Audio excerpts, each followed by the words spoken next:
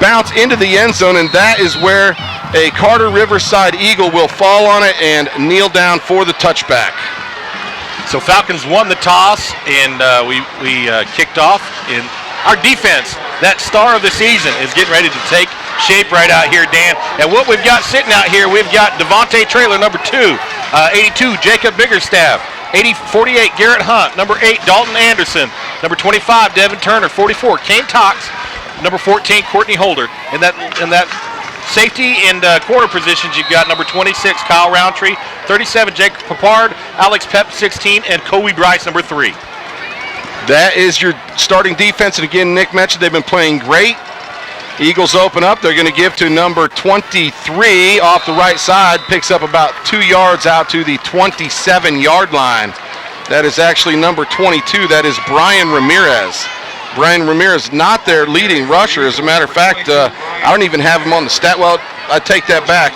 He's about their 5th leading rusher, only 13 carries. The person you have to watch out for is their quarterback. Where's number 2? His name is Elijah Goodlow, and he basically has scored 9 of the touchdowns this year for the Eagles. And again, they give to Ramirez, right side. Boy, that's a big play there by Garrett Hunt. Tackle for a loss, drops him for 4. It looked like Hunt came through untouched. Is that just a band on his arm, or is that a cast on the quarterback's arm there? It looks like just a band. Okay. I believe an offensive lineman has one of the same color as well, and another one has a full pink sleeve. Gotcha. Of course, we're into October, so you're going to see a lot more of these players wearing the pink for breast cancer awareness and things like that. Of course, what the quarterback's wearing is kind of a bright neon yellow. It's going to be 3rd down and 12 at the Eagle 23-yard line. Falcons in the 4-3 defense. They go 3 receivers to the left side, 1 receiver right side. Goodlow rolls to his left under heavy pressure. He's just going to flip it to number 22 at the 30, and in comes Little Pep to make the tackle. That play goes for a gain of 7, but it's 5 yards short of the Eagle first down. Not before Courtney Holder made a little presence known right there at the very end of that throw. Yeah, that quarterback held on the ball a little too long and took a shot for it. So, Smitty, number 22's name is Brian Ramirez. You have a friend named Brian Ramirez. Am I right on that? Brian Lopez, but Brian you're very Lopez. close. I was very close. Very close. It sounded so familiar. Oh, that's good. Keegan that Brewer is good. standing at his own 45. Their punter stands at his own 17-yard line. Left-footed kicker. It's a high kick right at Keegan Brewer. He's going to field at the 37. He's got some room to move. He's going to go left. Lots of room, 45 across midfield, makes a man miss, dancing. Oh, and now he goes backwards, back to the 50. That was an interesting play there by Keegan. It's a 13-yard return. Falcons have it 1st and 10 at midfield. And here comes that starting offense, and for the first time at home, his senior year, Dan, Dagan Hahn, number 5, going to take a snap from under center. Nick, that is the story here. Again, we traveled to Grapevine last week for our district opener. Spencer starts, 2nd quarter, offense not doing much. Dagan Hahn, 4.5 months after tearing his ACL, enters the game, and now he's making his 2015 home debut. Here's a little swing pass right side. Keegan Brewer has it at the 45. He's out across the 50, hurdles the player, and gets run out of bounds at the Eagle 45-yard line, so a gain of 5 on 1st down. Yeah, he had a little bit of help blocking downfield, tried to hurdle and got the crowd real excited right there. That's not the first time we've seen Keegan hurdle a player on this home sideline this year. That was a punt return. Dagan now in the empty set. He's going to throw a wide receiver screen to Tristan Bowen, left side. 1st down yardage, dancing it, cutting it up inside the numbers. Tristan takes it down to the 33-yard line. That is a gain of 12, and the Falcon offense seems to be, it's in rhythm from where the game left off last week, Dan. And Tristan Bowen's done a real nice job last week moving with the ball, yards after catch. Hahn looking to throw. He's going to go deep toward the goal post. It's Keegan Brewer. Touchdown! The referee even fell down on that play. Dagan and Keegan, they're just picking up where they left off. They make it look so easy, don't they? It's like American apple pie. It just feels right, Dan. That is a 33-yard scoring strike on the 3rd play from scrimmage for the Falcons. Beautiful. Marcial Apiez in to try this extra point toward the south end zone. That kick is up. It's directly through the uprights with 9:58 left to go in the 1st quarter. Falcons 7, Eagles 0. You're listening to the Lake Dallas Quarterback Club broadcast. Southern Comfort Mechanical, your hometown heating and air conditioning company. We specialize in air conditioning repair, AC preventative maintenance, furnace and heater repair. Locally owned family business operated by Lori Frazier, a former Falcon. Call today, 972-420-1700 to get the Falcon family discount. Southern Comfort Mechanical, where comfort is our middle name. How many plays? 3 plays? Or 4? And your back 3 plays. 3 plays. All righty, Falcon fans. That was a 3-play, 50-yard drive for a touchdown. Can you bring Smitty's mic up? Sorry, I got you right here. All righty. Oh, you were muting yourself, weren't you? Uh-oh. Indeed. Things were going on down there on the sideline. Harvey was cussing. I couldn't put that on the air. Yeah, you know when the vice president of the quarterback club starts cussing, it's serious. Hey, we have Mark Tucker in the house tonight. Mark, how we doing? Oh, we got fajitas. I'll tell you what, it's like a smorgasbord. We're all going to gain 30 pounds up here tonight. Mark Tucker, so you know the Falcons just took the lead. We're up 7-0. All right, that's good. And again, Mark Tucker, your local Allstate agent. He, of course, the one sponsoring the pregame tailgate here at every home game for Lake Dallas. Here's the kick by Apayez. It's going to be fielded at the 4-yard line. It's number 4 coming across the 10-50, and he is hit hard by Little Pep at the 17-yard line. Great kick coverage for the Falcons. Mark, how'd the tailgate go tonight? Exactly. Hey, it went great. We had a lot of people out there and did a lot of fajitas and hot dogs, Frito chili pie. So it's homecoming. Did you see did you see many people coming back for homecoming? Was it friendly faces? There's a ton of them. There's a ton down there in the up in the hill down there. Yes. Underneath the water tower, that North Plaza area. Yeah, we're down there. We backed the trailer in, so we got the Ranger game going. They're watching that and watching the game. Man, this is exciting. Homecoming, always a great night here. Smitty said, from down below, it looks like it's a pretty packed house. And homecoming is just a special night for everybody. You got to see the king and the queen, Lexi Rosales and Quentin Olzanowski. There's a run up the middle, no gain. He's met by Damian Hyde, and Hyde just stops him at the line of scrimmage. Guess who's on the field, folks? Who is on the field? Benjamin Williamson. Benjamin High Motor Williamson, always making big plays. Well, hey, Mark, we appreciate everything you do for the Lake Dallas Quarterback Club. Sorry to kind of be brief with you. I'm ready. I'm going to go back down there. Y'all take care. Listen, Mark, hey, tell them have a great game. And here come the Eagles on 2nd down and 10. 3 receivers far side.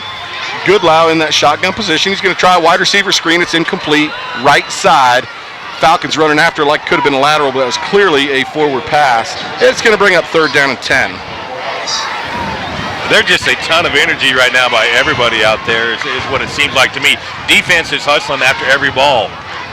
Hey, by the way, I was remiss. I didn't mention all of our team. We have somebody up here in the booth tonight. He's a sophomore at Lake Dallas High School. His name is Mason Turner. Mason joining us for the first time. He's kind of looking and seeing what we're doing. Parker's been with us 4 years. He's eventually going to graduate and can't be our stat man from College Station. So Mason's going to check it out, and he might be your stat man for the next few years if he thinks he likes doing this type of stuff. Goodlow tries to run it. No gain on the play again. Damian Hyde with the stop. It brings up 4th down and 10. Yeah, good to see Damian back in the lineup out here and running around. A big presence that we lost early, I think, that first game, Dan, and he looks to be healthy and back and making some headway.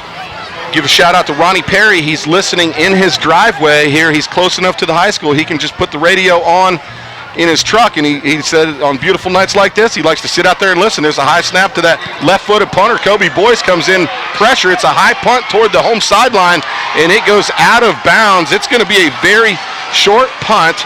The referee's marking it off, and it looks like they're not stopping. They're inside the 35, 33, 32. It's a 15-yard punt. Falcons going to have it 1st and 10 at the Eagle 32.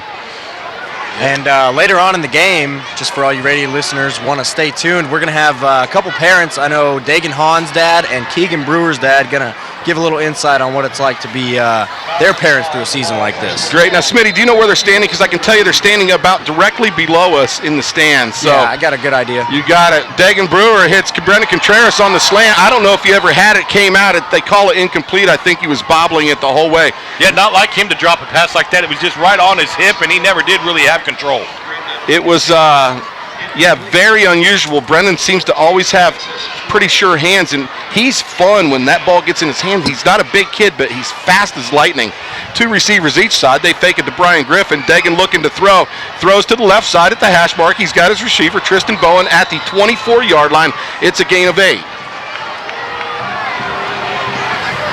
Dagan just looking really sharp out there, stepping up in that pocket and just throwing with tons of confidence and, looking like the Dagan we're used to seeing. He really does, and there was a little bit of pressure there, and he just felt it, stayed in the pocket. This time a give to Brian Griffin, left side. He's inside the 20 and down at the 19. Picks up 5 yards. That play is good for a Falcon first down. Man, this game just has a tremendous speed to it right now, Dan. It is just moving. Yeah, this Falcon offense is moving quick. Falcons with the early 7-0 lead. Wide receiver screen right side. Dan Rivera, he's got a blocker and he's got room, and he gets tackled at the 10-yard line. That play good for about 9 yards.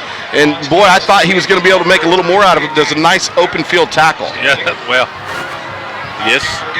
It's a speed bump is what he ran into. Empty set. Rivera alone here on the right side. Ball at the right hash mark. There's got to be a penalty. It's a little fade route to the corner. Daniel Rivera goes up. Touchdown Falcons.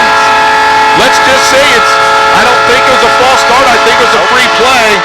And the referee is indicating encroachment or offsides by the defense. That's what it is. Yep. The play stand. Falcons now 2 drives, 2 touchdowns, and Dagan Hahn picking up where he left off, his second touchdown pass of the game. Man, good call on that, Dan. That was definitely not offense there. So smart on Dagan's end. He knew he had a free play, saw it out of the corner of his eye, heaved one in the end zone, and it all worked out. So Marcial Apiez on out of the hold of Chris Slater. That's a low-line drive kick, and it is through the uprights with 7:40 left to go here in the first. Falcons 14, Eagles 0. It's homecoming, and this is the Lake Dallas Quarterback Club broadcast. Dan Smith here, wanting to let you know about the greatness of Dr. V at Corinth Orthodontics. Dr. V and his patient-friendly staff go out of their way to treat their patients like family, including both of my daughters. Dr. V treats children and adults for all orthodontic needs. Please visit www.drvortho.com to arrange for your complimentary consultation. Corinth Orthodontics, helping to make the Lake Cities beautiful, one smile at a time. All righty, Falcon fans, that's Dagan Hahn's 3rd touchdown pass of the season against 1 interception in very limited play. And it is just fun to see Dagan out there. It's been a story. We talked about your son Spencer. It's kind of got to be a weird feeling for him to, lose the starting position. But again, we talked about it at length. He knows the score. He knows. You said it best. He knows he was keeping the seat warm for Dagan. Oh, absolutely. This is a team. It is one team, one dream, Dan. That's exactly right. Here. That is the motto for this 2015 Lake Dallas football team. One team, one dream. They want to really promote the unity. They want to promote that one focus point, that dream of winning a state title. This kickoff by APS fielded at the goal line, and in comes Damian Hyde. Is that Rivera making a tackle at the 20-yard line? Devin Turner in on that too. That was for that small little kid. He actually packed a pretty strong little punch up the middle there. And don't forget Monty Jackson also in on that tackle. Monty Jackson, last week's Special Teams Player of the Week. Other players of the week, offensively Tristan Bowen, defensively Devin Turner. The Falcon Award goes to Cody Pierce. Wow. And I should know that name. I have it written on my hand. On your left hand, actually. Exactly. JV Player of the Week, Michael Bear, and freshman Talanio Evans. So congratulations to last week's Falcon Player of the Week. 1st and 10 at the Eagle 20. This time they give to number 33. He's going to take it out to the 25, and that kid is a load. There is no doubt about it. 33 is Juan Garcia. He's the team's 2nd leading ball carrier. 142 yards on the year, but he averages 5.92 yards a rush, and he did pick up close to 5 on that play, Nick. He's a small little package that looks like he can get pretty low to the ground. I say small. He has a little bit to handle there. Brings up 2nd down and 5, and that was by far their best offensive play, and they're into their 3rd possession of the evening. Falcons leading this one 14-0. Goodlow looking to throw to the right side. Overshooting his intended target on the slant route. In coverage, it's Kyle Roundtree, or as you call him, Kyle Squarebush. Squarebush, that's great. It's going to bring up 3rd down and 5 for the Eagles. It's interesting. We didn't get a chance to talk about this team moving in here. They come in with a 4-1 record. They're 1-0 in district. As Coach mentioned during the interview, they shut out Fort Worth Eastern Hills last week by a score of 24-0. The interesting thing is they're not going to throw the ball a whole lot. They only have 245 yards of passing entering this game, and that's through 5 games, so they average less than 50 yards a game through the air. Good low look at him. Oh, he's under pressure. It's Dalton Anderson. Hits him. He he got escapes. away. You're kidding me. In comes Kane Cox to make the tackle for a short 1-yard gain. Also, Garrett Hunt. I don't know how he got out of that, Dan. They had him wrapped up, and he just somehow had some Crisco on or something, just slithered out a little bit. I'm telling you, I was amazed. I thought he was going down for about a 5-yard sack, and you're right. He just kind of squirted out of there. In comes their punter. It's number 14, Alexis Flores. This kid's also their place kicker. He's a left-footed punter. Keegan Brewer is going to be standing at his own 41. He's going to get the kickoff. It's a high kick, left center of the field. It checks up, takes a Falcon bounce all the way back. Oh, wow. It landed at about the 48 of the Falcons and checked back all the way to the 40 of the Eagles. That's where the Falcons will start their third possession of the evening. Hey, real quick, let's keep it here. Let's go into this offensive line that we've got going right here. Number 70, Shagun Ajera. Number 75, Cody Pierce. Number 71, center Chase Stanley. 73, Connor Puckett. And Justin Cadenhead, 65. That's your offensive line up front right now. Those are the guys protecting senior quarterback Dagan Hahn, giving him time to throw and opening holes for anybody who carries a football, such as Brian Griffin in that last series. They fake the jet sweep to Contreras. Hahn under pressure. He rolls to his right. Flag on the play. Throws deep. Right side is Keegan Brewer. He got it, baby. Falcons. Is that coming back? I think it might be. It's a 40-yard play. A holding call goes against the Falcons. Wow. It negates the touchdown. You kidding me? They had two receivers in the area. It was overthrown for Rivera. Brewer just hauls it in. You know, he just reaches those paws out. Sure-handed guy, but it's coming back, man. It's coming back. Let's take it on down now. Is this computer doing the same thing? Our stat computer is fouling up again. We're going to have to check. This happened last week at Grapevine, so we'll see what's going on. It's going to bring up 1st and 20 for the Falcons at the 50-yard line. Falcons leading 14-0. We're a little more than halfway through this first quarter. They fake the jet sweep again. Hahn looking to throw again. He fires deep down the right side. Triple coverage. Down with it. You're kidding me. He had 3 guys on him, Dan. That is a 46-yard pass play down to the 4. Keegan wanted it more. I think he jumped 7 feet in the air and pulled that ball down. Oh, my. That was a scary deal because they had 3 white jerseys. But he threw it right in the position where Keegan could make a play. My God, That was an amazing catch from down here on field level. Amazing catch. Keegan just went up and he wanted that more. Am I right on that, Smitty? Yes. That's all there was to it. First and goal at the 4. Hahn fires a quick slant, right side. It's his favorite target, Keegan Brewer, for his 2nd touchdown of the night. 8th on the season for the senior wide receiver.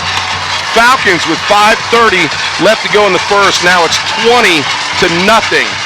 And this is very reminiscent of that game we went to play against the Eagles last year in Fort Worth. We won 56-7, and it was all Falcons all the time and early. Dagan's on a mission, guys.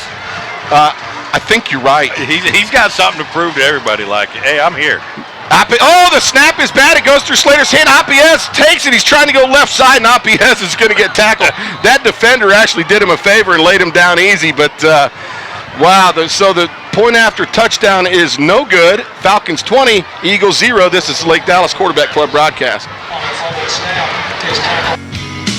King Brothers Boat Storage in Hickory Creek is a family-owned and operated facility providing quality service since 1984. 20 acres of outdoor covered storage for your boat or RV. Secured by wrought iron fencing, coated gates with 24-hour access, on-site security, 2 air-conditioned restrooms, and on-site boat repair. Stop by and talk to Randy or Paula about your option for quality storage at an affordable price. King Brothers Boat Storage. Take your old Model T up to Geico Insurance. It's the big yellow house off I-35 and Corinth Parkway. Find out what all the hoo-bally and the ballyhoo's about when you call Cheryl McDonald at 940-321-3990, and you find out how you could save 15% in 15 minutes.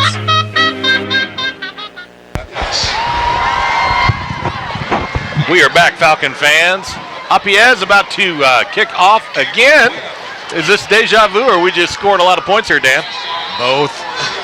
Way to go, Dan. Yeah, it's amazing. You know, the Falcons went over to Fort Worth last year. Here's the kickoff by Apiez. It's going to be fielded at the 4-yard line. Their ball carrier out across 10, 15, and he's going to be hit by a few Falcons at around the 20-yard line, falls forward to the 21. Looks like, help me out there. Number 21? Adam Tips. Tips on the play. Also, senior Anson Trong on the play, number 4. So good to see Anson out there on special teams making a play. Yeah, he made a nice play. He shedded a block and just laid a kid out and then still made the tackle. It was a solid special teams play there. Eagles going to have it 1st and 10 at their own 21. I mentioned, last year's game was a 56-7 victory. The Falcons scored on their first 2 possessions last year. The first one was a 76-yard pass from Hahn to Brewer on the first play. They get the ball back the second time. Courtney Holder runs 58 yards for a touchdown. They were up 49-0 at halftime. The starters were out of the game about midway through the second quarter. Goodlow now looking to pass. Down by 20, and here comes Devontae Traylor going to hit him. The ball is loose, and let's see who has it. Falcons fighting for it. King Cox trying to get over it. Referee signaling he was down. It is an Eagle football. That ball is out to the 23. It's a 2-yard gain. So anyways, getting back to Rain Man, what were you saying? Wow, Rain Man, what do you mean? You got a great memory for this sort of stuff. You just remember it, but it was just a butt whooping basically the Falcons put on them last year, and it's looking kind of like the same. I know the Eagles come into this game with that 4-1 record. It makes you wonder the competition they're playing non-district wise and things like that. I know they haven't seen a team like that, like Lake Dallas this year. 4-man front. It's 2nd down and 8. This time to give to number 33. It's Monty Jackson coming up from a safety position to make the stop at the 28. It's a 5-yard gain. And so far they haven't even got a first down yet, Dan. They have been 3 and out 3 times in a row. 3 and outs, you're right. Juan Garcia, the ball carrier there. Juan Garcia, again, the second leading rusher coming into the game for the Eagles. Their leading rusher is their quarterback, Elijah Goodlow. I don't think that's going to happen tonight. I think we've got his number. No, I think certainly they're just keying on him. 551 yards on the ground, averaging 6 yards a carry, and 9 touchdowns this year. It's 3rd down and 3, and let's see if the Falcons can force their 4th consecutive 3 and out. This time, Goodlow is going to keep it himself. He's got first down yardage, hits the second level, and he's out to the 41 before Little Pep takes him out at the 36-yard line. So the first down they've been able to have all night long, and it's 3 minutes, 52 seconds into the first quarter left. And our offense is just incredible right now, switching over to that. I mean, we got a holding penalty after we threw a touchdown and got called back for holding. No big deal. We'll just throw another one. That's basically what they're doing. You're right, Smitty. No big deal. We'll still throw one. Here come the Eagles, 1st and 10 at their own 36, following their first down of the game. Goodlow looks left. He's looking right. Nowhere to go. Rolls right. Flicks it over to the far sideline. That's in and out of the hands of the intended receiver. It's incomplete. He was wide open. I just think he heard footsteps. We do have a flag down in the backfield over here. There's holding on the offensive line there is what I can assume. Yeah, that holding call goes against the Eagles. It's going to back them up 10. So now this team that's had a hard time moving the ball now looking at 1st down and 20. This ought to be pretty tough for them to pick up is my guess. And Dan, one thing I notice about these teams that do struggle that come in here to play, they travel, they don't have a lot of fans over in the stands on that. So, I wonder, is it a little bit exciting for them, even though it's not their fans, to come home to a packed house side? Is that something they get to experience very often? I don't know. We've experienced this. Unfortunately, these Fort Worth schools just don't put a lot of butts in the seats. So it makes you wonder, I don't know. It's a tough deal. Garcia, the ball carrier, takes it up the middle. He's going to be pounded by a flock of Falcons out to the 26-yard line, the original line of scrimmage. No gain on the play. And they don't have a lot of extra spare players on the sideline there. It's really light on that front as well. No, very thin program. And again, hey, give them credit. They line up and they practice just as hard as the next team. And, don't take anything away from the players. They're just running into an extremely talented Lake Dallas team. And, look at what Lake Dallas did last year. They go undefeated in district. They pretty much dismantled everybody they played. And Coach Young has a very solid squad. And we're on that path yet again this year. 2nd down and 20 to give to Garcia up the middle. He's out across the 30 and out to the 32-yard line. I see Courtney Holder, Devin Turner coming up off the bottom of that and those were 2 guys who made the tackle, right? Yep, and also Biggie in on that, I think, a little bit. Biggie. So speaking of Biggie, we got a shout out to Officer Jimmy Moore, a Lake Dallas officer, and that is Jacob Biggerstaff's stepfather, if I have everything right. Am I right on that, Fab? So we appreciate Lake you Dallas listening. extraordinaire Cobb, Jimmy Moore, doing a good job keeping the streets safe for us. And we got a shout out to Ed Stippen as well. I know he's listening. Crystal Hayes told me to throw that one out there. Ed Stippen, thanks for being by the channel, and go Falcons here on Homecoming 2015. Goodlow rolling to his right. Oh. Kane Cox in pursuit, has his jersey, and Kane Cox going to take him down at the 34-yard line. It's a gain of 2. It's going to bring up 4th down and 12. That's kind of a weird tackle. Gain had to really pull back to keep from that becoming a horse collar almost. Right. Yeah, you're right. But, well, he had his jersey. You're allowed to do it from the jersey. You just can't reach inside the shoulder pads and pull it back, you know? Thanks to Roy Williams. Yeah. Alexis Flores on the punt. He's going to be standing at his own 21-yard line. Keegan Brewer standing at his own 35-yard line. Oh, Dalton Anderson, a big pursuit. It's a high punt. Brewer going to field it at his own 35, coming to the right side. Now he's going to reverse field. Cuts it up the center, out across the 45, taking it further left, 50, 45, 40. He's got to beat a man, and he barely gets pulled down by his jersey at the Eagle 30-yard line. That is about a 35-yard punt return. Falcons have great field position once again. Great job of special teams to react to Keegan's change of direction back there, because a lot of times that's where you'll get a weird penalty for somebody, with a block in the back or some kind of holding somewhere. Not any of that going on at all. That's a very good point, because with the shifty runner, you want to hold your block, and you're right, that does tend to open things up for those type of penalties. So good job on the special teams. Dagan Hahn, 3 touchdown passes on the evening. This time to give to Courtney Holder, right side. He's got plenty of sailing, 20, 15, 10 down the right side corner.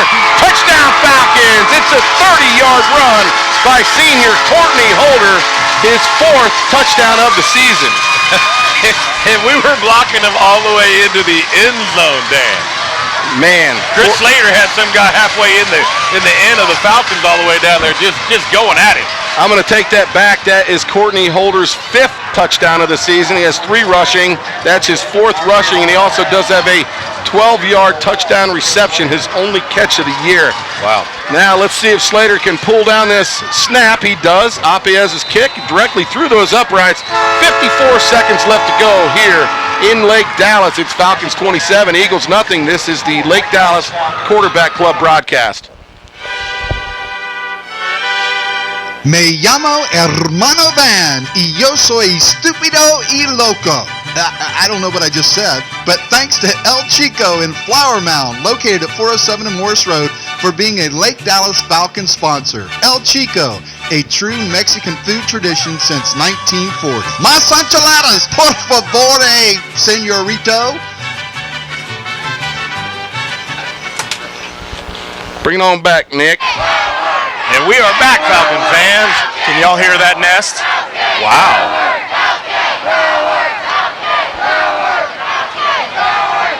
Hey, real quick, guys. Unfortunately, we're having some computer issues. Parker, our stats that Parker's doing is kind of rough. So, Parker, what you might want to do tonight is focus more with Mason, show him how. To do this, I can check some things out. We have an app here. Falcons 162 yards of offense compared to Carter Riverside's 34 yards. We have 35 yards of rushing, and, of course, it resets, and so I got to pull it back up. You guys might be able to get some stats from Tim Cato. Yeah, we can do that too. This is a pretty cool little app I have here. This kickoff taken at the 10. He's out across the 20 to the 24, and a slew of Falcons come along and clean them up. It's first and 10 at the 24. No surprise there. That kid is mixing it up all season long. Having a great senior year. Smitty, can you make your way up into the stands? I can. I definitely can do that. All right. So do that, and we have 47 seconds left to go. And so in between the break of the quarter, if you can find Roman, we're going to talk to Dagan Hahn's dad a little bit about the injury to Dagan. You guys want the crowd mic in the crowd or no? Well, it's got to be. You're going to have to talk and interview somebody. Yeah. All right. Well, let's just see how it goes. We're trying some new things out here. First and 10 at the 24 for the Eagles. This time they give. No, Goodlow fakes it. He takes it himself. He's hit by Kane Cox, and Dalton Anderson takes it out to the 28-yard line. It's a gain of 4. That was a good way of sniffing that out. I actually thought he handed that ball off. A really nice fake by that young man. By the way, Tim Cato runs Mavs Moneyball. He's a writer for the Mavs, so go ahead, check him out.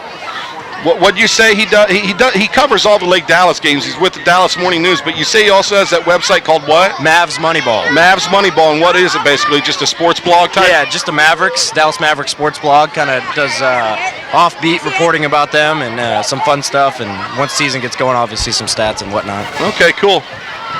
Well, they're going to let this clock wind down to 5-4. They're not going to take a snap. They're going to let this quarter wind out. And so after one quarter play here in Lake Dallas, Falcons 27, Eagles 0. It's just been a serious butt whooping. It was a 33-yard pass from Dagan Hahn to Keegan Brewer. It was a 10-yard pass from Hahn to Daniel Rivera, a 4-yard pass Hahn to Keegan Brewer again, and a 30-yard run by Courtney Holder. Those are how we scored in the first quarter play. Smitty, how you making your way, buddy? Yeah, I'm making my way. I'll get back to you guys. Hey, real quick, I want to give a shout-out, if I could, to the helmet crew down here. We've got Bill Slater, Gary Papard, Scott Anderson, Joey Andrus, Brian Griffin, Dave Stanley, Marvin Harris, and Conan Shantz, the Lake Dallas quarterback president this year, Conan Shantz down there.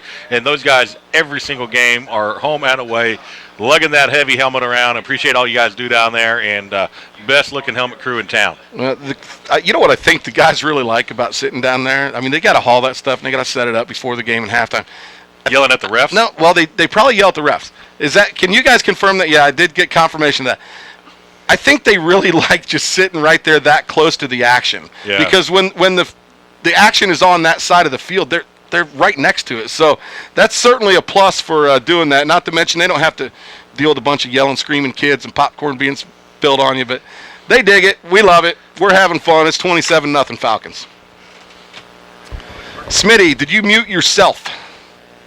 Yes, we are working on some stuff right now.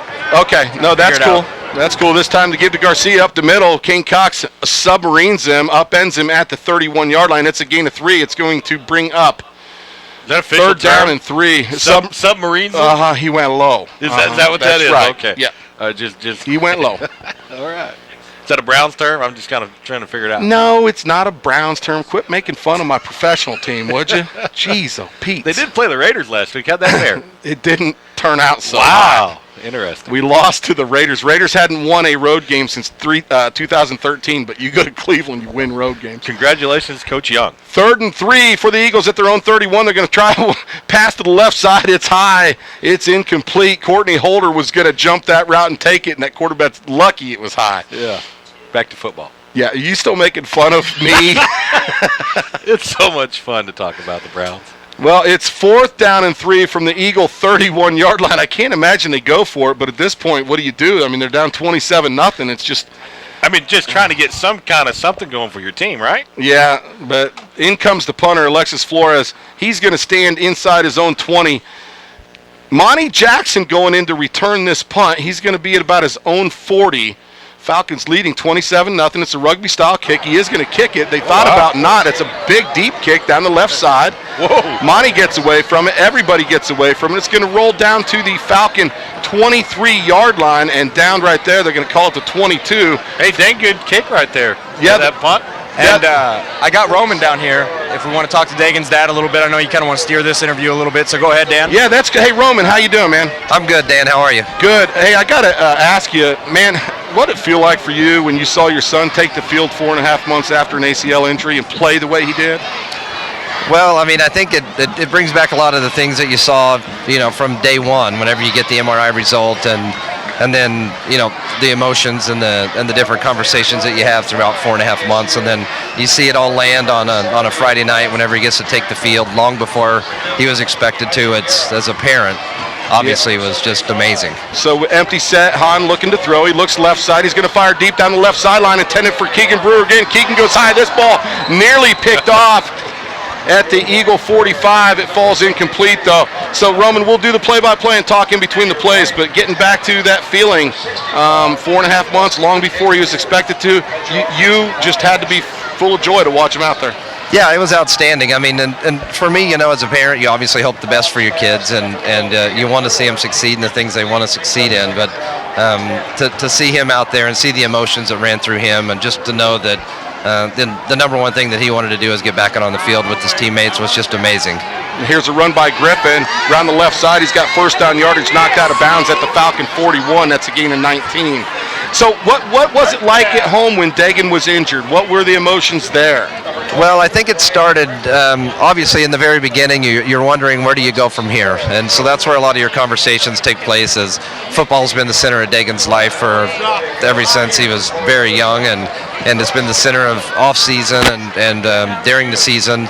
And I think, so that's where it starts initially, is just how do we get from this point to the next point? And so you just kind of go from A to B to Z, or A to B to C, and then from there, once he starts to make some progress in the rehab, and then from there you can start to talk about, what's next and looking farther beyond. But really, in the very beginning, it's day to day, day to day. And boy, it all happened pretty fast. There's a wide receiver screen to Brewer. He takes it to the Eagle 40, a gain of 19. I'm going to stick it right here. Brewer goes in motion left to right. They fake the sweep to him. Little inside bubble screen to Contreras. Catches at the 45. He makes a man miss inside the 35. Trying to get to the sideline. He's going to be tackled at the 34-yard line, a gain of 6. So, Roman, as we went through this thing, what did the doctors originally say about when do they think Dagan can get back on the field? What was the early prognosis? So when we originally went into the doctor, and we got the MRI results back, the doctor had said, listen, hey, it's a complete tear. Everything from the nerves and the ACL, the ligament, everything is torn. But we don't feel like that he's got a lot of meniscus damage. And so, because of that, we think that he's probably, if he does well with his rehab and responds well to the rehab, that he could likely be back, 6 to 9 months, somewhere in there, just based on how he responds to the rehab. And that's really, really fast for an ACL, and to be back in 4.5 months, holy smokes. Tristan Bowen first down for the Falcons. Hahn looking to pass again under pressure, rolls right, fires to the corner of the end zone. Danny Rivera can't hold on to it as he's trying to tiptoe. It's incomplete. Hey, Roman, I got a question. This is Nick. When you were going through this summer with Dagan, what was your focus when you would talk to him? What would be the one or two biggest things you guys did as a family or you as a dad to rally around your son and help him with his mental state of mind? Well, I think it was probably two things. One was obviously, was just, hey, God's got a jet sweep. Contreras, 10-5, touchdown Falcons. Carry on, Roman. Sorry, buddy. No problem. I'll wait till the whistles. Yeah. So I think there were a couple of things. One was definitely around just God's got a plan for you, and keep your faith. And so through all of this, one of the things that Dagan's really talked a lot about is just about his faith, keeping faith and his spirituality and so forth. And so he's really grown strong into that. So a lot of our conversations initially were about we don't understand the plan, but God's got a plan for you. So that was the first. And then secondly was more about the team. And while you're not on the field, you're not touchdowns, and you're not going to for a while, your team still needs you in some capacities, and they need your leadership. And so conversations were around for probably the first months. And speaking of leadership, and he was injured, I work with Nick every week, and I've talked to you a little bit throughout this process. But, before everybody else knew about the injury, Dagan went over to Nick's house, knocked on the door, and said, hey, Spencer, this is your deal now. Talking to Nick throughout this whole deal, and props to your son, he's been nothing but a leader, an encourager, a teacher, a mentor. That's got to make you feel like $1 million knowing that how your son handled that adversity. Yeah, it is. That's what we all hope for. Whenever you're faced with something and something's taken away from you, that means so much to you. And then you respond with, I'm going to do whatever I can to still help the team. It is. It's one of those things as a parent that you hope to teach your kids, and you hope that they're listening along the way. And a lot of times we're teaching, and a lot of times our kids aren't listening. What?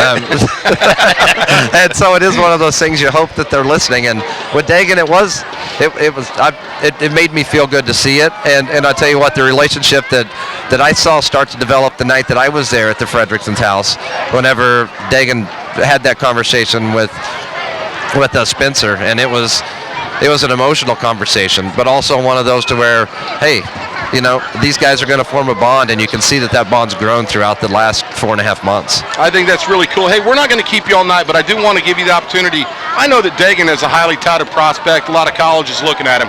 And I think that right now, as you and I spoke, he's got some contingency offers based on health and things like that. Can you tell us after this play here? Well, actually, go ahead and we'll see what's going on. But what are his offers? Who's looking at him? Is he leaning to going anywhere? Give us some insight into that. Okay, I'll wait till this plays over here, Dan. There's a play carried by Garcia up the middle, good for about 8 yards out to the 33-yard line. So I mean, there is. I mean, up until the spring game, he had a significant amount of interest, obviously, and just a lot of conversations and some offers that were on the table.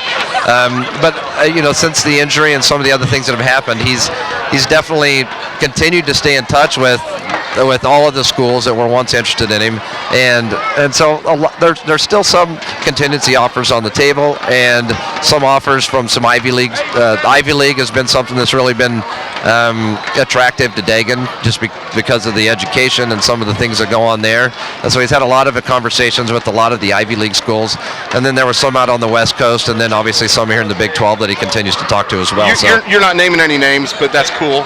Yeah, I would rather, if we're going to name names, I want Dagan to be able to share that with you guys, Sure. and not me. Sure. So that's the only reason I'm not. Nope, and I completely understand that. So, I mean, Ivy League, you're talking grades. Obviously, he's got to have those things to be able to get into there.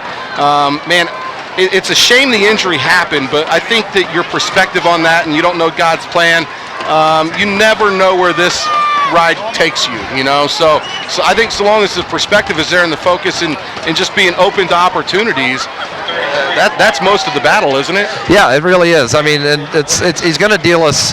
We hope that it doesn't happen as a 17-year-old football player, because all of us are going to be faced with things that are going to be challenging to us in life. Dagan just got his dealt to him a little bit sooner than a lot of us. Sure. And so we talked a lot about that. It's preparing you for when you get to that time to where the next challenge comes, you're going to be prepared to handle it. Yeah. And a lot of kids won't be able to. So, it's been a very. Sorry, Roman. They just tried to go deep down the left sideline. A late flag. Adam Tips had great coverage. I'm shocked if they call this pass interference. They tried to go over the top. Anyway, we'll see about it. Sorry to cut you off there. No problem. That was a garbage call, by the way. Yes, exactly. Thanks for the support. No, but I forgot where we'd left off, Dan. So we'll wrap this up real quick. I know that Roman, you and I share a love and a passion for basketball, Kansas Jayhawk style. My parents are up there listening to you right now, and it is October, the end of October. Basketball season rolls around, and I've always had a kinship with Roman ever since kids have been playing Pee Wee, because we are Jayhawk fans, and we are winners, and we know what it's about to have. Well, do me a favor, explain rock chalk. No, go ahead. You guys carry you're on. a Browns fan. You wouldn't understand. It's above your pay grade. You don't understand. Rock chalk just means we win. That's what it means. That's right. Hey, you can't ride the coattails of Danny Manning for the rest of you. Now they've got a couple more championships. I know that. That's right. Hey, Roman, we appreciate you popping on, and thanks for kind of giving some insight to the Falcon fans that listen on the broadcast. Dagan's been just a great player for Lake Dallas. He started as a sophomore, all-district district MVP last year, all-district the year before that. And heavy accolades for your son, but the injury and what he took to get back, I really appreciate you popping on, taking the time with us. No, I appreciate you having me on. And one thing before I jump off here from you, Dan, is that Dagan had shared with me just in some of our conversations that I want to share with the rest of the community is, he's through this. One of the things that he told me, he's like that I didn't realize was, he goes, I've just the amount of. He goes, I've just grown in the humbleness that I've had just in the community. He goes, I walk in the grocery store, I walk in a restaurant, I walk through the school, and people that I don't know their names, I don't recognize them, really sincerely were asking me questions about how well I was doing, and he wanted me to make sure and let you guys know, and the community know, that he appreciates that just everyone supporting him along the way.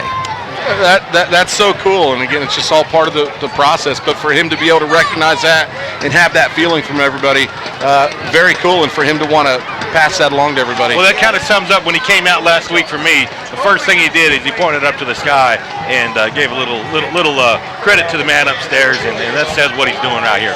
That's right. Hey, the Eagles are on a bit of a drive here. They're in the Falcon territory. They're 3rd and 7 at the Falcon 41. We just had a really nice play by Devontae Traylor, and now a flag on the play before the snap. But Roman, get back to the game. Thanks a lot, and it's really fun, the highlights that your son has been able to give these Falcon fans over the last few years. I enjoy listening to you guys. Thanks for the time. You got it. All right, bye-bye. Thanks. Thank you, guys. Hey, Smitty, thanks for standing by there. And how is it up there in the crowd? It is packed. Is BJ Brewer around? Because I just wanted to ask him a few questions real quick. This is a bad idea. We might go muted. Get Caleb Rivera out of there. This is going to end bad. Yeah. We'll get with you later, Caleb. Hey, listen, Smitty. Roman can tell you where BJ Brewer is. Yep. And then we're not going to be in the stands all night long, but obviously Brewer, a big player for the Falcons. Here's a quarterback draw by Goodlow. He spins out of a couple tackles. Kane Cox and Dalton Anderson finally finish him off at the Falcon 35-yard line. It's barely I'm dizzy just watching that play. He spun around about 5 times. Man, on 4th and 7, he picks up 6. He's 1 yard shy of a first down.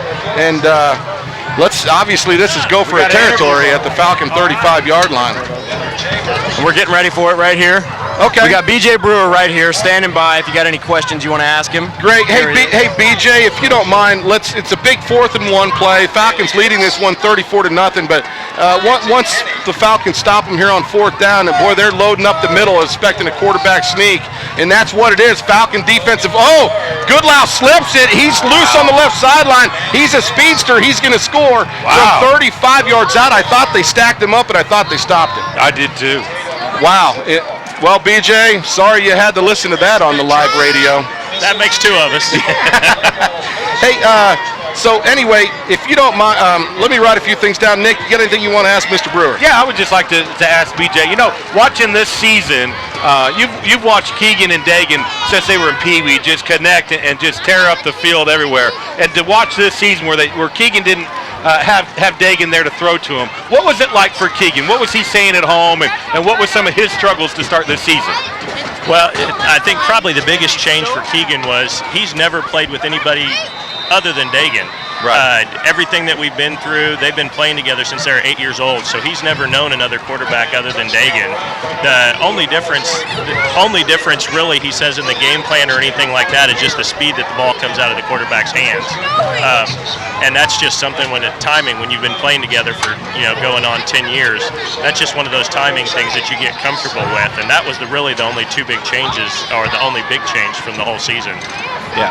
And as far as his outlook for the season, for him being a senior this year, what is his goals, his aspirations? What is he trying to accomplish with football here, his varsity year, and does he have any desires to go on to the next level? Yeah, definitely. Right now, his 2 passions in life are fishing and football. He's already been accepted to Dallas Baptist University, possibly to go there and join their fishing team. He had a water interview this last week. He loves to fish. It's a passion of his. It's a little bit safer than getting your head bashed in playing football, so there's a little bit more longevity there. He's got a couple of schools in Oklahoma that are small schools, Division II schools, some FBS schools that have talked to him and want us to come visit. His big thing in life is he wants a career in law enforcement and follow his brother and his grandpa's footsteps. So in that direction, if he can get a football to pay for that, that's his first choice. That is really cool. And quick question, what is the biggest fish he has reeled in the last year? In the last year? Oh, boy. I don't know. Between him and his brother, they both got fish envy. They're both kayak fishermen. Okay. So it's pretty tough to reel in a 5-pound bass off a kayak. That's got to be tough. But also, what is it like to be the father of Odell Beckham Jr. Jr.? Well, I think probably knowing that you've got a good set of hands, I think the best thing is anywhere we go, you have to know about the boys' hair. Sorry, That's BJ. okay. Brian Griffin returns this kick, taken at the 4-yard line, all the way out to the Falcon 40. So a nice 36-yard return. Sorry to cut you off. We're gonna bring the plays for the Falcons as they're coming. So we'll talk to you in between those plays. Oh, that's just fine. That's just fine. Yeah. So hey, here's the deal, man. Your son has been a starter since the sophomore year. Had a big sophomore year. Last year he scores 21 touchdowns, has 7 interceptions. He's an all-district wide receiver, all-district cornerback in the limited time he plays. And let's watch this play here. It's 2 backs in the backfield. They're going to give to Griffin up the middle. He takes it out to the 44. It's a 4-yard gain. What's it like watching your kid and just all over the place and knowing all those talents he has and how he uses them? But it's just nice to know that with the ability that he has, first of all, being humble, but second up, being smart enough to understand both sides of the game as well as he does. Yeah. Oh, and man, that's hats off to what you guys have done with this group, because you've been involved with that from the time they were small. Giving them a football IQ that not many kids have in high school is a testament to you dads when they were younger. Yeah, they've been fun playing Pee-wee, and I mean, this group, I think we've got 7 or 8 of them that have been together since, oh goodness, I can't even imagine. They've been playing together since they were the little Falcons, but these guys have been playing together, all 7 of them. There's an incomplete pass. It's going to bring up 4th and 10 for the Falcons, so they go 3 and out. For the first time, they had scored on their 5 first possessions of this ball game. We're about 4 minutes left to go in the second quarter. Falcons leading this one 34-7. But hey, BJ, we just want to say thanks. And let me ask you one more question now. As Ben Williamson is on to punt, he's standing at his own 25. Their return man stands at his own 27. Ben kicks it. It's a high kick, middle of the field. It's going to land at the Eagle 31. It checks up and rolls backwards, and is going to be down by the Falcons at the 36-yard line. But going over to the Dagan Hahn part of it, you're a therapist, right? Yes, I am. A physical therapist. So you actually worked with Dagan through the process of getting better. You see a lot of people go through this, and I don't know how many kids you see at this age, but just speak to Dagan's determination and what you saw on that side of it. It's pretty rare when you get a kid that tears something like that in a spring game that's going to be able to come back and even have a chance to compete at the end of the season. Dagan's head was in it. You know, him and I talked. Myself, I've torn 2 ACLs and almost lost scholarships over the deal, so I knew exactly where he was at. And trying to get his head straight. My big thing up front is I had to make sure that, you know, it wasn't a personal affair between him and I, that, you know, once Dagan has got it in his head and that's where he wanted to be, the determination, I just give him the tools. Yeah. And with Dagan and everything that he had to do, his determination to come back as fast as he has, I mean, you're talking about a kid that's put on all of his muscle, almost all of his speed, and he's done all of that in less than 5 months. Wow. And that's just absolutely unheard of at any level. I bet that was pretty rewarding for you to be able to be able to be part of that process, just based on the history of the relationship, and probably one of your son's best friends. So kind of cool. Oh well, definitely cool, and I don't think there was a bigger privilege to be able to call Dagan and tell himself that he's released to play football again.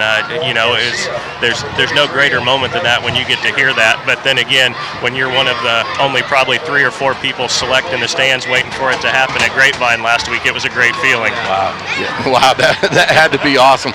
Well, hey, BJ, we're going to let you get back to it. Thanks for spending some time on the Falcon broadcast and letting all of our Falcon fans into a little bit of the inside of the Brewer family. So we appreciate it. Hey, thank you very much. Thanks, BJ. You got it.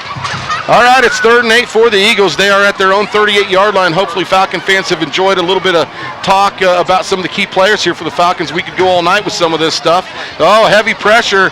Goodlow lets it go. He's got his receiver at the Falcon 40. It's in and out of his hands.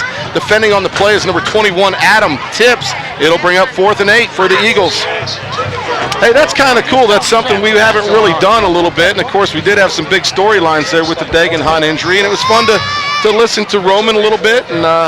And also BJ, you know, both those kids have just provided so many highlights for these Falcons over the last 3 years. Well, we got a live shout-out this time. Somebody we give a shout-out to all the time over the radio. Here's Scotty Atkins. Want to say anything to America? What up? Go hard, whoop it! That was uncalled for. I couldn't even understand with that Arkansas accent. There's the punt by Flores. Monty Jackson going to get away from it. It lands at the 24, rolls inside the 20-15, and going to be down at the Falcon 14-yard line. Less than 2:55 left to go here in the third quarter play. Falcons leading 34-7. This is Lake Dallas Falcon Quarterback Club broadcast. When it comes to heating and air, nobody does it better than Maston Air Conditioning and Heating. Located in Lake Dallas but serving the Metroplex, give them a call at 940-321-5392 to schedule your service call today. After a tough Texas summer, there's no better time than now to schedule your fall system checkup. Maston Air Conditioning and Heating. Alrighty, Falcon fans, there's a wide receiver screen to the left side. It's caught by Brennan Contreras, and that gain of 6 yards on the play. And my daughter, Jordan Smith, comes up to see me. Jordan, how's the nursing going over there at Dallas Children's Hospital? You're not on the air. I'm just asking. You're not on the air. You're just next to the air. Keegan Brewer on the run. He takes it out across the 35 to the 37. It's a pickup of 18 yards. Helmet crew. Job going good? Awesome. Cool. Glad you can see me, Jordan. There we go. Speaking of homecoming, Jordan, for her senior year, was there's an offsides by the Eagles. Free play. Hahn goes deep down the right sideline. He brings Daniel it in. Rivera hauls it in at the 23-yard line. Wow. 22-yard line. That's a 28 and 13, 41-yard pass play for the Falcons, and they're trying to put up their 6th touchdown of the evening here in this first half of play. Coach Cosper handed him his laundry back. I like that. Hey, Here. well, look out that window. It's my other daughter, Claire. She's up here saying it. Wow. Are they supposed to be down on the I don't know. She's a cheerleader, but she's cheering up here. Come on in, Claire. Hey, the other thing we have here, and this is an interesting deal, the 34-7 game, and I knew we could probably step away and take a few moments to talk to Roman and BJ. We certainly thank them for coming on. But we're also going to have another member of the former Lake Dallas broadcast crew, Zach the Hammer Lynn, join us here in a little bit. Hahn looking to go to the end zone. He's got cash! Touchdown Falcons! Wow.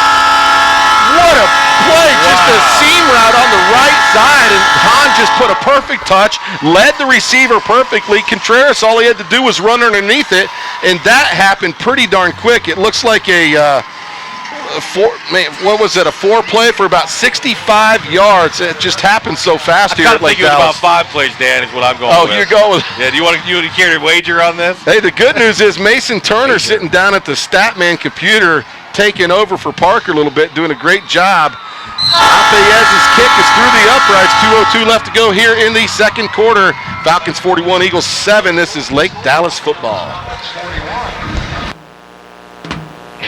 Do you need a lift kit to jack your truck to the moon, Texas style?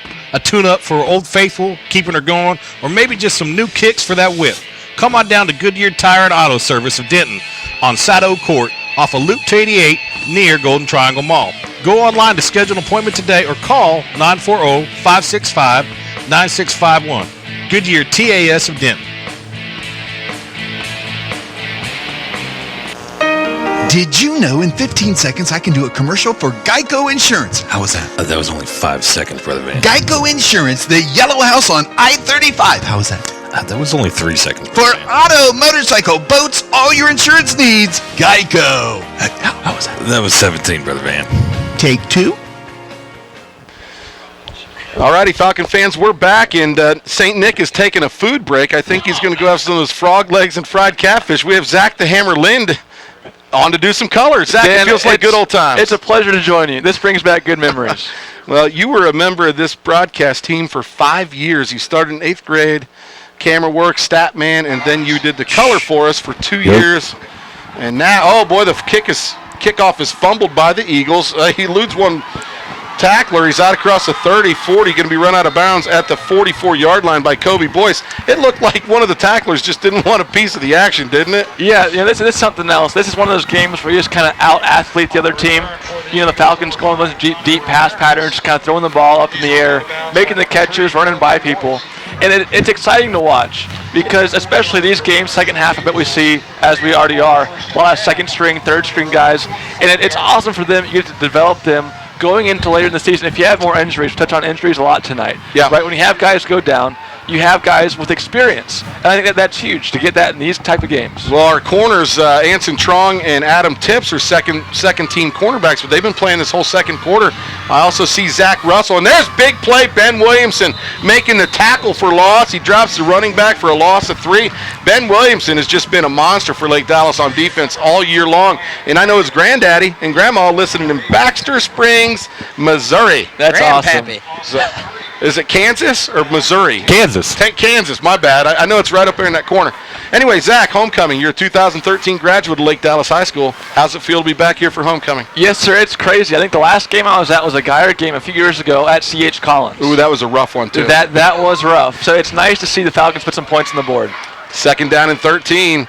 Goodlow out of the game at quarterback for the Eagles, and that is number 8. I'm going to have to get a name here for that. I'm not sure what happened to their starting quarterback, number 2, Goodlow. But Zach, you go to Texas Tech, you got your guns up and all the rest of that crap and Crap? Wow. yeah, you know, Wow. I don't know. Wow. You Wow. know, Those are fighting words. Wow. We got the tortillas. We've got the guns up. We're wrecking them. But, you know, I'm not a Raider fan. I'm a Buckeye fan. But, yeah, anyway, after this play, you were at the most exciting game in college football in the last number of years. We're going to hear about that. This time they do a little quarterback keeper left side. It's Little Pep coming in, first hit, and a few other Falcons, including Zach Russell, going to make the tackle for a loss of 3. But you were at the TCU Tech game in Tech. Tell us about that. Yeah, that was incredible. That's a game where you got to get to the game about 4 hours before kickoff just to get a good seat. It started to rain and everyone stayed. It just gets louder. It's one of those games where you look forward to it all week. When you have the tests and the quizzes, you say it's okay. I got the game on Saturday. And, man, it lived up to its hype. It went down to the last play. Even when Tech was doing all the laterals of that last chance play, you still felt like they were in it. And that's the loudest Texas Tech the stadium has been in forever. Quick question. I know we got the halftime minute with Coach Young coming up, but when you go to a game, Dan, where are you about 4 hours before kickoff? I get there early to go watch the warm-ups. Yeah, that He's sounds with the about band. right. Yeah. With the band, Smitty. Yeah, that sounds right. So Smitty's in position for the halftime minute with Coach Young, brought to you by Southern Comfort Mechanical. It's been all Falcons all the time. I'm sure Coach is feeling pretty good about this Yeah, one. and this should be a pretty loose interview brought to you by Southern Comfort Mechanical. This is the halftime minute with Coach Young, and he's got to be pretty excited. Keep He's it walking up professional. here. What was that? Keep it professional, Oh, I'm not sure loose. we will. He's walking up right here, and Coach, I'm sure you can't be happier with your performance by quarterback. He's coming back for the first time, starting his first game of the year, and what can you say about Dagan Hahn?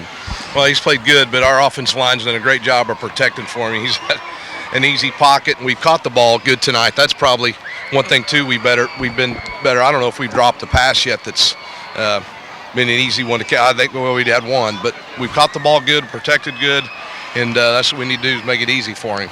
And obviously it's a thrashing so far, and you got to be happy with that. But how are you going to keep your team focused in the second half coming out in this homecoming performance? Well, there's going to be other people that get in the game, and they need to do positive work. This is about getting better. It's not about getting a win. This is, like I told them even before the game, these games this time of year are about week 11, so we need to play better and not be sloppy. We had a terrible series here at tackling. That can't happen. That's the first thing that happens when you kind of let your motor die is not tackle very good. So that's the kind of stuff we want to do better. Right. Playing hard. Well, thanks a lot, Coach. Good luck in the second half. All righty, Smitty, thank you very much. That was the halftime minute with Coach Young, brought to you by Southern Comfort Mechanical. Smitty right now is going to hand it off to Hector. We got the man down here. Here's Hector, folks. All righty, Hector Salas. All right, thank you. How are you doing this evening? Doing good. You are the homecoming. You are the big brother of who? Of Mr. Fab Salas, our producer in the back there. We're never going to let anybody forget that, are we? No, sir. Oh, little Fab back there. Little Fab, yes. So we have the Eagle Band on right now. You're going to be by the channel, and when the Lake Dallas Band comes up, you're going to go ahead and offer some information on the Lake Dallas Band, correct? That's exactly right. You got it. Hey, we appreciate the job you're doing for us this year, Hector. Not a problem. I appreciate it. Appreciate the opportunity. All righty. Hey, so right now, usually it's Parker. Parker, go ahead and get on one of these headsets real quick. We're going to do the halftime show, the statistics. Unfortunately, because of Statman, our computer deal messing up there, we won't be able to deliver everything. What I can do is get Parker's opinions on the game. I know you've been trying to fix computer problems, but have you also been watching the game, Parker? Yes, a little bit. What obviously, so give your opinions, give your feelings. It is homecoming. Are you digging this or what? Well, yeah. It seems like every homecoming, we always win. So I mean, it's a blowout. So there's not really much to say. Yeah, they pretty much scheduled these things on purpose. What about and I know we've been talking about it and beating, I don't know, it is a talking point. The play of Dagan Hahn and the fact he's back. Again, we talked about it last week. Is it cool for you to watch Dagan get back after, his sophomore season, junior season, and now midway through his senior season is back? Is that a good feeling for you, who's one of his buddies? Yeah, I mean, I've been watching him, play since we were the same age, and it's really cool to see him get back out there for his last season. Yep. He looks like he's moving well. As far as his passes, they seem to be spot on. I mean, he really doesn't seem to be missing any passes. Have you noticed anything that you'd like to bring up as far as his play? Oh yeah, for sure. I remember the first 7 passes that he threw this game, he was like 7 for 7 with like, a long of like 40-something yards, and it's just something that you like to see. I mean, he's always throwing a real crisp pass to, his favorite receivers, but it's awesome to see him, get back out there and play. No doubt. Hey, real quick, it is 41-7 here at halftime. It is homecoming. I'll just give it the scoring real quick. 2 minutes into the game, it was a 33-yard pass from Dagan Hahn to Keegan Brewer. Alpiez's kick is good. That makes it 7-0. Just a couple short minutes later, it's a 10-yard pass from Dagan to Daniel Rivera there in the right corner of the end zone, 14-0. At the 5:30 point of the first quarter, it was a 4-yard pass from Dagan Hahn to Keegan Brewer, his 3rd touchdown pass of the evening. The snap was mishandled. The point after no good. That brought the score Lake Dallas 20, Eagles 0. And then less than a minute left to go in the first quarter. Courtney Holder on a 30-yard run. That extended the lead 27-0. That's ended the scoring in the first quarter. We go to the second quarter. At the 9:20 mark, it was a 16-yard run by Brendan Contreras on the jet sweep. Alpiez kick good. It's 34-0 at that point. That ended a 7-play, 80-yard drive for the Falcons. That was their 5th possession of the game and their 5th touchdown of the game. So the offense was really firing. And then at 5:05 left to go in the second quarter, Carter Riverside gets on the board. It was a 4th and 1 play. The quarterback was going to sneak it, and he just slipped a few tackles, went down that left sideline for 35 yards.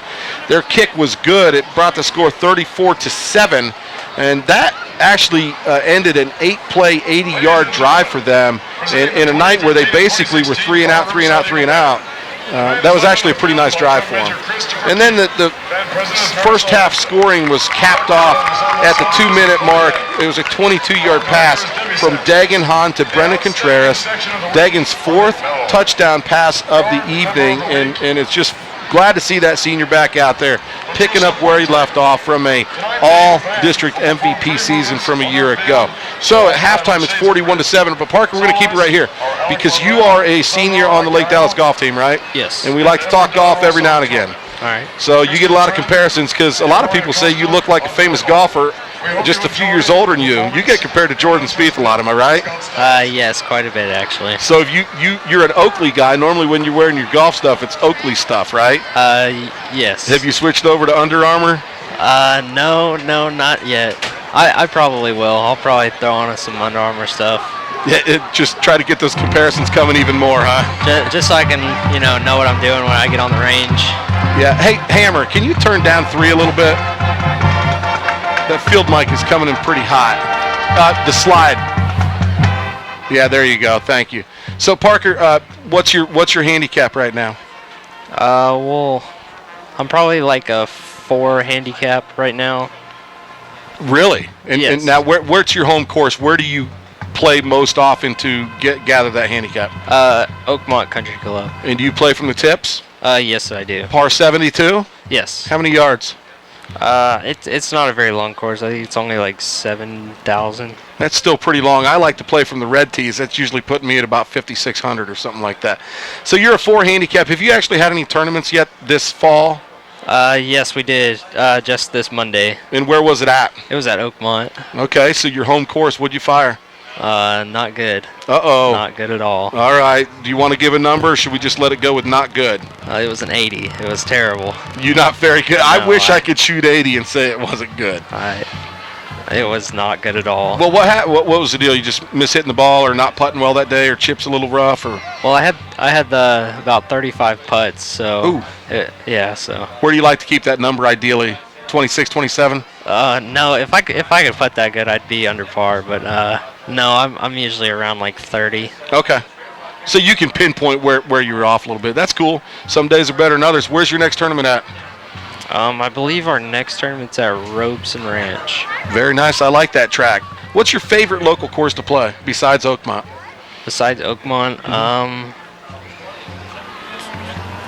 it'd probably be Robeson Ranch. Robeson Ranch? Yeah, that's probably the only other course that I play. Like I've I've been out to Lantana and Bridlewood and all those other courses, but public course, it's probably going to be Ropes and Ranch. What's the nicest private club you've played in the Dallas-Fort Worth area? It would probably be Lantana or Cowboys Golf Club, which is it's a public course, but I mean it's like $200 to play. Yeah, that's a pretty fun course. The coolest thing about that is those jalapeno sausages they give you at the halfway house. Oh, we had to walk that course for a tournament. Yeah.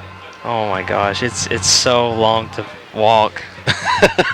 It was terrible. And in high school golf, you don't have a caddy; you're carrying your own bags, yes, right? And I don't see how other people like on my golf team have like the lightest bags. Mine, I swear, mine's like 35 pounds. What do you have in there? I'm sure you take your books to study, right? Oh, of course. Yeah, exactly. All right, Parker. Well, hey, that's going to do it for your halftime show. Stay by the channel because Hector will be bringing you all of the Lake Dallas band information here as soon as the Eagle band leaves the field. We'll be back before the second half of play. Thanks for listening, folks.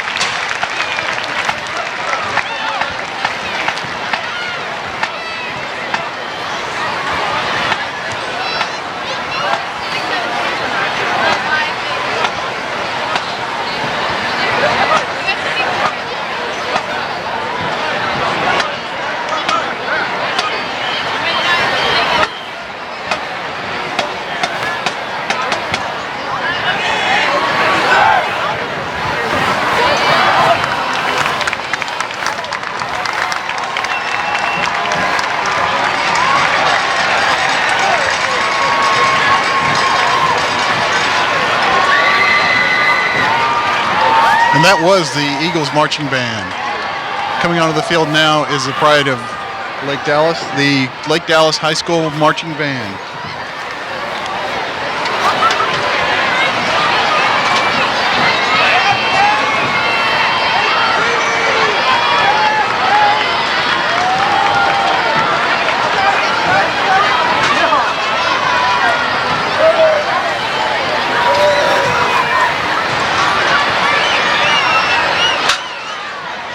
While the band gets into place, I wanted to talk a little bit about their events that they've recently had. Last weekend, they were at the Mansfield Preview of Champions. While there, they scored second in class. They scored 7th in finals and 7th overall out of 24 bands. So congratulations to the Lake Dallas High School Marching Band for that great performance. Lake Dallas High School High Stepper. The National Award-winning Lake Dallas High Steppers are under the direction of Christy DeShazo. And now we're welcoming the Lake Dallas High Steppers onto the field.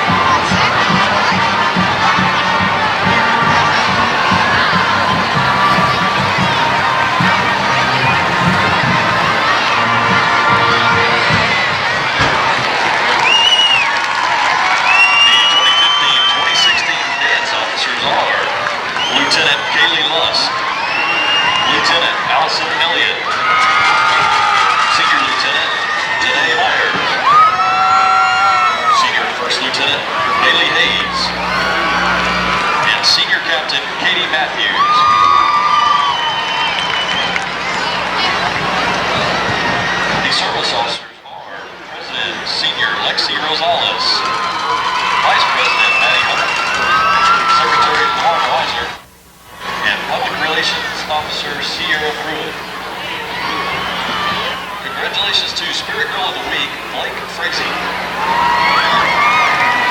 High Stepper of the Week is Nita Saran. And Squad of the Week is Katie's Knockouts.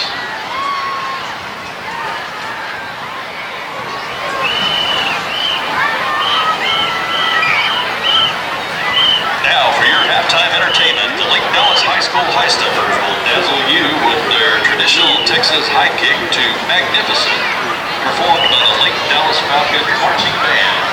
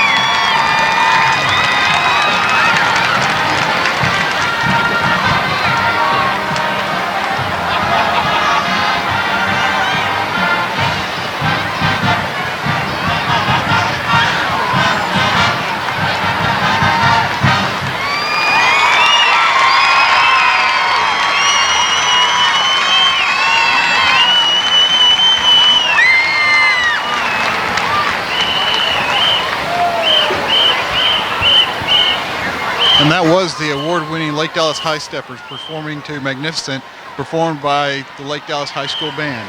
And now coming onto the field, the pride of Falcon Land, the 2015 edition award, the award-winning Lake Dallas Falcon Band.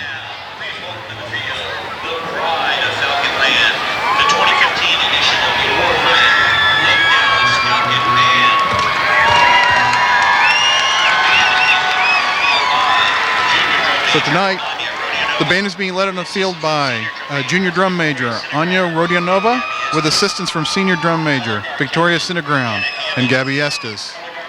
The color guard captain is Anna Hammonds. Color guard lieutenant is Chandler Blaisdell. The drumline captain is Austin Benedetti. The directors for the Lake Dallas High School Marching Band are Denise Kennedy, Frankie Burke, and Juan Nunez. With assistance from color guard instructor Emmanuel Silveira and student teacher David Sarles. Tonight the band will be performing their 2015 competition title show titled The Rat Race. So this show is based on the idea that we all live in a rat race just trying to survive. It's conducted in 4 movements. The first movement actually is called the Morning Rush. It depicts our morning commute to work. The second is the Daily Grind, which depicts our daily work routine, followed by the end of the day whistle and the idea of relief from a day's work. The third is On the Town and an evening out after a very long day. And then finally the Road Home, depicting the freeness of leaving the hustle and bustle of the city at the end of the workday.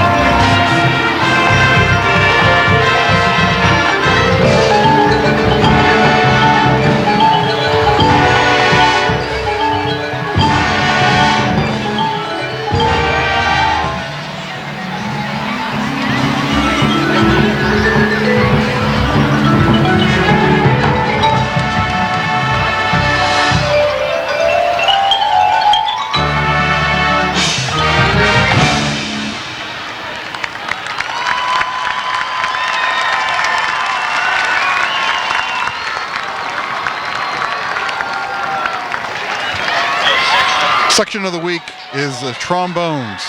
Member of the week is Lake and Nycork. The Falcon Band is proudly sponsored by Mark Tucker Allstate, Estes Educational Consulting, Twice the Ice in Hickory Creek, and First Choice Emergency Room, Hickory Creek. Please help us wish the Falcon Band good luck as they perform at the Tournament of Champions Marching Festival tomorrow. The Falcons Marching Band.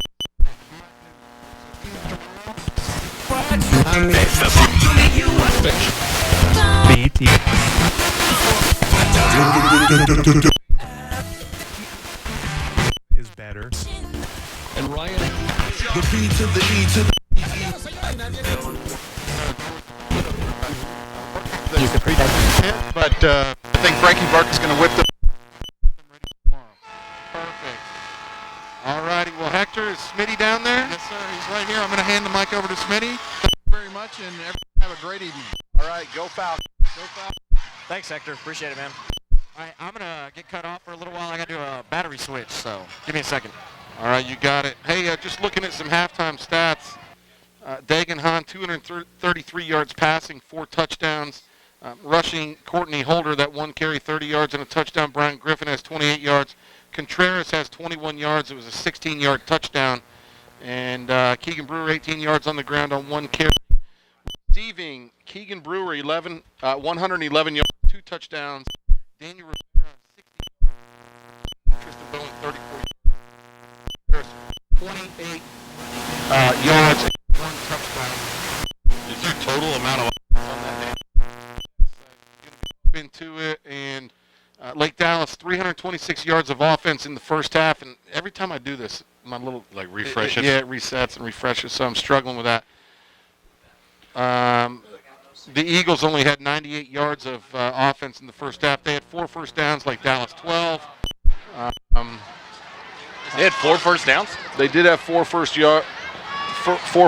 Dagan's passing completion percentage is 76%. Wow. So very, very efficient.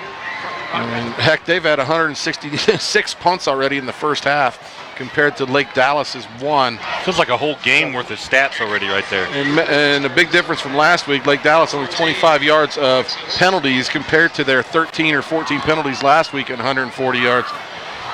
There's the kickoff. It's Chris nearly Slater. bobbled by Chris Slater, but he's going to take it out across the 30 and out to the 33-yard line. That's where the Falcons set up for their first second half possession here on homecoming night. And we've got kind of second teamers coming out right here. So we will have a lot of new names and numbers to call out right here.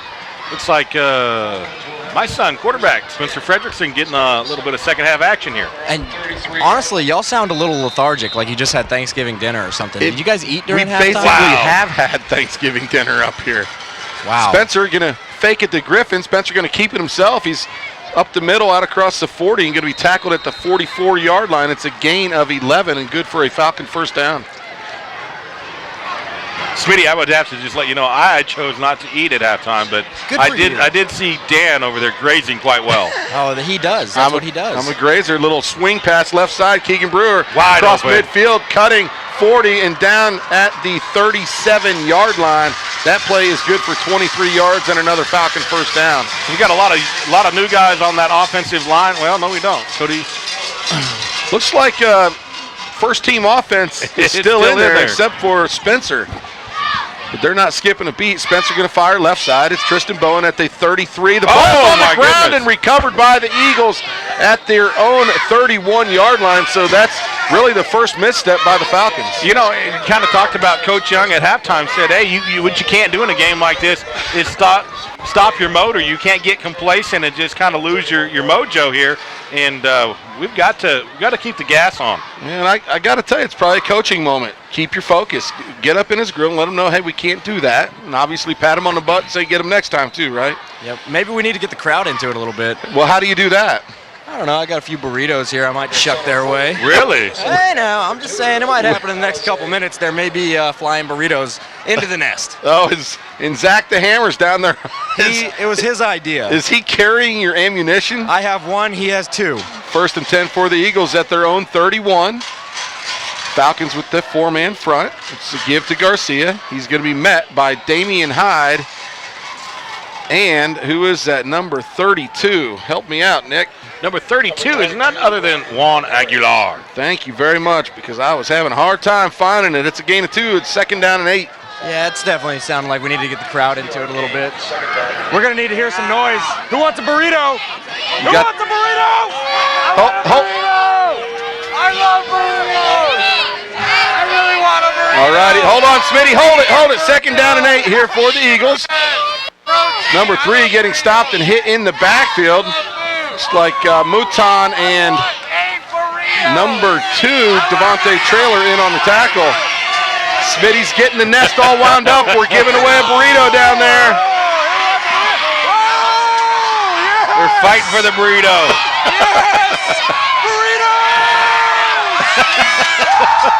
Having fun here at homecoming. Oh, you guys go home. Yes! It's 3rd down and 7 for the Eagles. Falcons leading 41-7 here on homecoming. And boy, we are loud cheering for those burritos. Goodlow looking to throw. He fires left side. It's high. It's caught at the 41-yard line. Very close to a first down. Adam Tips in the coverage, and I think that's going to move the chains for the Eagles. Burritos were flying everywhere. How many did you give away down there, Smitty? Thousands, consequently millions of burritos. You're such a giver. Smitty is solving world hunger, one burrito at a time. One burrito at a time. I'm the Pope of burritos. Is that what it is? Ben Williamson, Damian Hyde at the defensive ends. It's Juan Aguilar, and I think Wafiq Saeed at defensive tackle for the Falcons, number 28. Wafiq is a senior. It's a give to Garcia, and wow, it's number 24, Garen Schatz, coming up to make the stop for the Falcons, along with Juan Aguilar. It's a loss of 2 on the play, back to the Eagle 39. Great stuff on that. Good read and just good hard-nosed defense. Hey, Conan, was that pretty good to see old Garen making a play out there? I'm looking for Conan. Don't see him. Look for a thumbs up. Where's old Conan at? Nothing. Why are you calling him old Conan? Where's Conan at? Oh, wow. Yeah, I didn't mean to do that. Why are you calling me out? I didn't. He's a savage tonight. Wow. 2nd down and 12 for the Eagles. This time to give to Garcia up the middle. He's going to be out across the 40, 45, and out to the 47. A number of Falcons taking him down. It's a 7-yard gain. Shout out Angela Moore, Biggie's mom. She's a 3rd grade teacher at Lake Dallas Elementary. Thanks for being by the channel. Thanks for listening. Hopefully you're enjoying this Falcon butt kicking tonight. She is giving you a thumbs up. She's in the stand. Yeah, in the stand right here. Perfect. We love it. We love to know that Falcon faithful are by the channel. Of course, we know that Clay and Kay Pierce always listening in the stands. We're going to have them on the radio here before too long. It's time a quarterback keep. Left side, it's Zach Russell. Yep. In on the play for the Falcons. Christine Slade.